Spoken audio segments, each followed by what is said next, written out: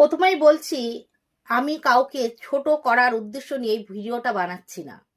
কিন্তু যেটা বেঠিক, যেটা নিয়মের বিরুদ্ধে, যেটা অন্যায়, সেই কথাই তোমাদের কাছে তুলে ধরি। তৃতীয় লিঙ্গ ব্যক্তিদের আমি সম্মান করি। তাদের মধ্যে এমন শক্তি আছে যে শক্তি দিয়ে মানুষের কল্যাণ করতে পারে।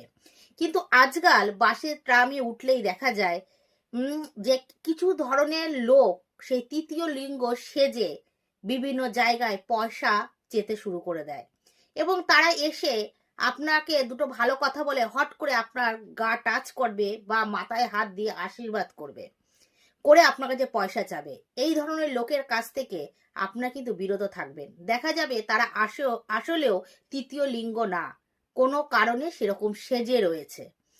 আসল তৃতীয় লিঙ্গের জেন্ডার যারা, তারা কিন্তু কোনো সময় এই ধরনের কাজ কিন্তু তারা করবে না।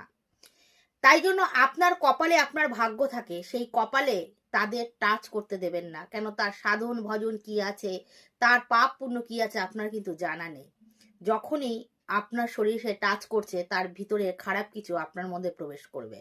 আপনার যদি কিছু দিতে হয় এমনি দেবেন, কিন্তু তাকে বারণ করবেন যাতে আপনার মাথা বা কপালে হাত না দেয়।